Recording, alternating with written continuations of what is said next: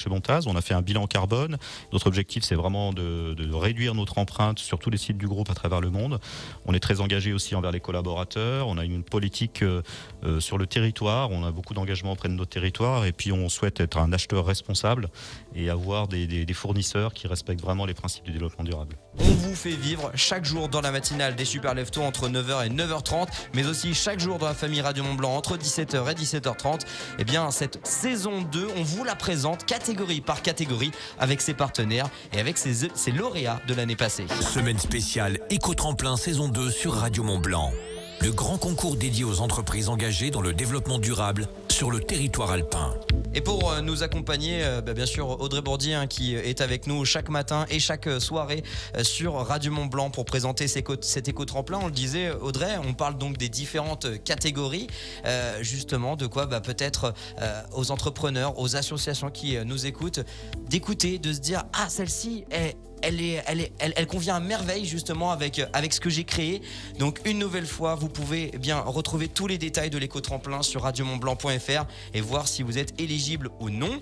On présente donc cette catégorie innovation aux côtés de notre partenaire, à savoir Bontaz et Daniel Angelone qui est avec nous aujourd'hui. Bonjour Daniel. Bonjour Daniel. Bonjour. Et puis également, le lauréat, je le disais, il est avec nous en visio, c'est Lagoped. Vous connaissez évidemment Lagoped. Si jamais, ne vous inquiétez pas, on va vous rappeler tout cela. Lagoped, c'est le lauréat de l'année passée pour cette catégorie innovation. Et c'est Christophe Cordonnier qui est avec nous en visio. Donc vous pouvez suivre bien sûr cette interview sur radiomontblanc.fr. Bonjour Christophe. Bonjour à tous. Bonjour Christophe. Bienvenue. On va commencer donc par Daniel Angelone de Bontaz. Vous étiez déjà partenaire de l'éco-tremplin l'année dernière. Vous revenez cette année, ça veut dire que l'expérience vous a plutôt plu ? Oh oui, l'expérience nous a plu. Vous savez, moi aujourd'hui, je pense que le développement durable, c'est plus une option. La RSE, c'est plus une option. Les entreprises, elles doivent vraiment s'engager. Et c'est notre rôle d'en faire la promotion, d'en parler. Et c'est ce que vous avez fait sur Radio Mont Blanc en créant l'éco-tremplin. Et ça a été un véritable accélérateur de cette prise de conscience. Et c'est très important. Moi, je pense que ça a été une vraie réussite. Et donc, c'est pour ça qu'on a envie de revenir. Et puis aussi, on a découvert tout un tas d'entreprises, de projets qui se passent sur notre territoire, là autour de nous. On soupçonnait pas toutes ces idées, toutes ces innovations qu'il y avait sur notre territoire à moins de 20 km. Et c'était très très intéressant. Justement, parmi tous les lauréats, alors il y a bien sûr celui de votre catégorie innovation, mais parmi tous les lauréats qui ont été promus l'année dernière, est-ce que ça vous a inspiré chez Bontaz ? Oh oui, ça nous a inspiré. Je pense que il y a eu tous les lauréats, il y a aussi tous les candidats. Il y avait vraiment de très très beaux projets. C'était vraiment plus large que les lauréats. Et c'est difficile de retenir un projet parmi d'autres. Et nous, on a retenu Lagoped et on va pas trop parler de lui parce que je pense qu'il se présentera après. Mais moi, j'ai été inspiré aussi par ce qu'a fait la French Cabane, Thibaut Mervoyer, qui était sur votre antenne lundi. Et ce qui m'a inspiré chez lui, en fait, c'est sa capacité, son agilité. C'est très important aujourd'hui, surtout dans le monde automobile dans lequel on vit. Ça change vite. Il faut savoir s'adapter. Et lui, en quelques mois, son activité a disparu, il s'est réinventé sur une activité très inspirante autour du développement durable. Moi, je trouve que c'est un coup de chapeau pour lui, pour ce qu'il a fait, et ça, j'ai trouvé très inspirant l'expérience. Justement, parce que chez Bontaz aussi, vous êtes confronté à l'immuable changement des choses, vous êtes obligé de vous réinventer constamment. Oui, bien sûr, et surtout dans le monde automobile. Le monde automobile, il évoluait depuis une trentaine d'années légèrement, mais là, depuis 2 ans, c'est la révolution vers l'électrification, ça change tout. Alors, à tort ou à raison, c'est pas l'objet du jour, mais donc le monde auto va vers l'électrification, tout va changer. Donc, on est obligé de se réinventer, on est obligé de changer. Et d'ailleurs, l'entreprise Bontaz, elle a changé depuis 2 ans. On a vraiment changé les choses. On a mis l'innovation au cœur de notre stratégie avec le développement durable. Et l'innovation, c'est absolument fondamental parce que ça change tout très vite. Il faut qu'on se réinvente, qu'on aille chercher de nouveaux produits. Donc nous, on va se développer beaucoup vers les moteurs électriques, on va se développer vers l'hydrogène et on a aussi un projet un peu plus large autour du vélo électrique. D'accord, on aura bien sûr l'occasion d'y revenir. De manière plus générale, au-delà de cette adaptation au changement du marché, est-ce que votre engagement chez Bontaz, ça concerne vraiment tous les postes RSE ? C'est pas que simplement aller chercher dans la production quelque chose de plus vertueux, c'est vraiment tout ce qu'il y a autour. Oui, c'est tout ce qu'il y a autour. On a vraiment un axe très fort autour du carbone chez Bontaz. On a fait un bilan carbone.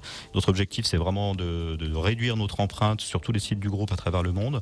On est très engagé aussi envers les collaborateurs. On a une politique sur le territoire. On a beaucoup d'engagement auprès de notre territoire. Et puis on souhaite être un acheteur responsable et avoir des fournisseurs qui respectent vraiment les principes du développement durable.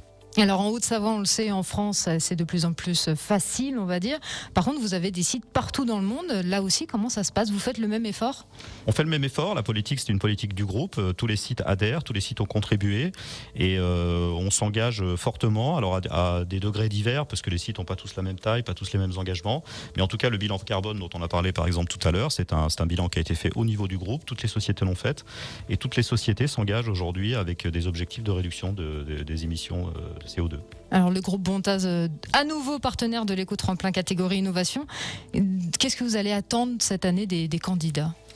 Moi, ce que j'attends, en fait, c'est de l'impact, en fait. Moi, j'attends des projets, des entrepreneurs, des entreprises qui ont de l'impact direct sur l'environnement, l'impact aussi sur la manière d'appréhender les relations sociales dans les entreprises. Mais aussi, moi, ce que j'aimerais, c'est des entreprises qui ont un impact sur notre conscience, qu'on fasse vraiment encore plus la promotion du développement durable, que ça impacte la conscience des entrepreneurs pour qu'ils s'engagent vraiment. Et je pense qu'il y a sur notre territoire, il se passe vraiment quelque chose. Et si cette deuxième édition, elle tient ses promesses comme la première, je pense qu'il va vraiment y avoir un effet accélérateur. Voilà, avis aux candidats de cette deuxième édition. Oui, ceux qui donc se sont reconnus dans les mots de Daniel Anguelone, le directeur général de chez Bontaz. Vous reconnaissez justement dans ces définitions. Vous pensez que votre association de moins de 50 personnes ou entreprise située Savoie, Haute-Savoie, 1, Isère, eh bien vous pouvez postuler dès à présent sur le site radiomontblanc.fr. Faites partie évidemment de cette expérience. Et puis on va l'entendre dans quelques instants avec la GOPED, mais on l'entend dans tous les témoignages des lauréats et lauréates de la première saison. Il n'y a rien à perdre, il n'y a que à y gagner. Donc rendez-vous sur radiomontblanc.fr. Justement, la GOPED, le lauréat de la catégorie innovation de la première saison, c'était il y a quelques mois. Il viendra nous apporter son témoignage. Vous avez entendu, ces grands partenaires, ils se sont succédés sur Radio Mont-Blanc. On a entendu hier les termes de Saint-Gervais, BNP Paribas Épargne et Retraite Entreprise, ATMB, aujourd'hui Bontaz, qui nous accompagne en la personne de Daniel Anguelone. Et puis, justement, pour vous prouver aussi que ça marche, pour vous donner un témoignage tous les jours sur Radio Mont-Blanc, eh bien, on réinvite, Audrey, les lauréats et lauréates de l'année précédente, de la première saison.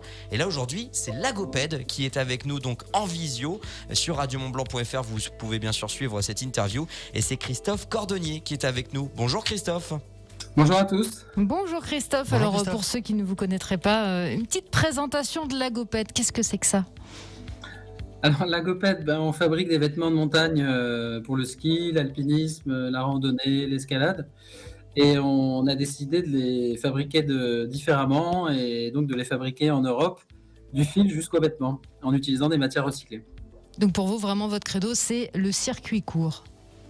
Exactement, oui, on avait envie d'avoir une éco-responsabilité qui ne soit pas hors sol, donc qui soit de proximité et qu'on puisse maîtriser tous les impacts qu'on puisse générer tout au long de la fabrication des vêtements et donc de la conception jusqu'à l'utilisation. Alors la GOPED, on le disait, vous avez été l'un des lauréats de la première édition de l'éco-tremplin. Vous avez donc remporté le prix de la catégorie innovation. Qu'est-ce que vous retenez de cette expérience ? Eh bien, déjà, c'est un exercice intéressant parce que ça permet aussi de formaliser, de mettre en avant ce qu'on a envie de raconter et de le synthétiser. Et puis après, ça donne une belle exposition. Alors, être lauréat, c'est encore mieux. Mais participer, ça donne déjà une belle lumière sur le projet, sur ce qu'on fait, les messages qu'on a envie de délivrer. Et puis, bien sûr, gagner le prix, c'est encore mieux. Ça permet aussi de découvrir des parrains comme Bontaz, qui sont des entreprises significatives de leur secteur, qui ont énormément d'expertise à apporter. Et donc, voilà, c'était ça le grand intérêt. Tous les petits projets comme le nôtre doivent grandir. Et on a besoin de notoriété. Et donc, Radio Mont-Blanc nous a apporté aussi cette notoriété. Ça, c'est fondamental pour nous. Ouais. Justement, comment est-ce que la GOPED se porte aujourd'hui ? On sait que le secteur de l'outdoor, que ce soit habillement ou équipement, est assez concurrentiel. Oui, alors il n'y a pas de... Effectivement, c'est concurrentiel. La GOPED se porte très bien, se développe très bien. Ça se passe Ça pourrait pas se passer mieux en fait, donc c'est parfait pour nous. Je pense que tous les secteurs sont concurrentiels, hein. Il n'y a pas de secteur où on arrive et on est le seul, à moins d'inventer un nouveau téléphone révolutionnaire. Mais bon, il ne faut pas se braquer sur cette idée. Je pense que ce qui était le plus important pour nous, c'était un peu de porter le message et on sent que le public est de plus en plus réceptif à ce qu'on vient raconter, ce qu'on vient apporter comme solution. Est-ce que vous pouvez nous dire deux, trois exemples de projets que vous avez pu lancer là ces derniers mois? Alors nous, de notre côté, on étend notre distribution et puis on élargit nos collections. Donc élargir nos collections, c'est aussi un gros travail de sourcing puisqu'on va chercher des fils fabriqués en Europe qui correspondent exactement à notre cahier des charges. Donc voilà, ça nous prend pas mal de temps en développement de produits.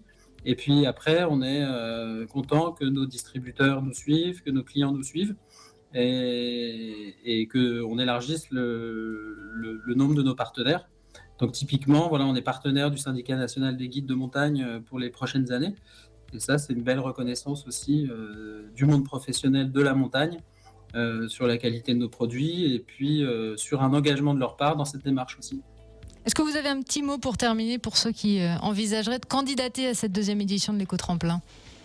Je pense que je reviens sur ce qui a été dit avant, il n'y a rien à perdre, il y a tout à gagner.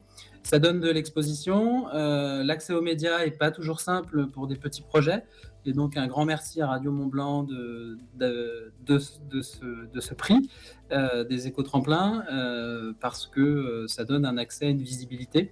Et puis un grand merci à Bontaz aussi, on a pu échanger et travailler techniquement. Alors je ne détaillerai pas les points techniques sur lesquels on avance, mais voilà, apporter de l'expertise aussi pour nous aider, nous, à avancer, à progresser sur notre développement. Eh ben merci à vous en tout cas, on rappelle Christophe Cordonnier. Comment on retrouve Lagopette d'ailleurs sur le web? Alors c'est lagopette.com, hein, donc c'est très simple. Pas plus compliqué que ça. Merci de vous être rendu disponible. Merci bien sûr à Daniel Anguelone, directeur général de chez Bontaz, d'être venu en studio ce matin. Et puis on l'entend, c'est une interaction, Audrey, entre... Alors je caricaturise volontairement, mais entre des petits et des plus gros, il y a un échange de connaissances, il y a un échange aussi d'innovation, et c'est là tout l'intérêt effectivement de cet éco-tremplin. On te retrouve ce soir effectivement aussi avec Intersport ce soir. Avec Intersport et avec Romain Bruno, donc dans la famille Radio Mont-Blanc. Ce sera entre 17h et 17h30. En attendant, radiomontblanc.fr pour tout connaître.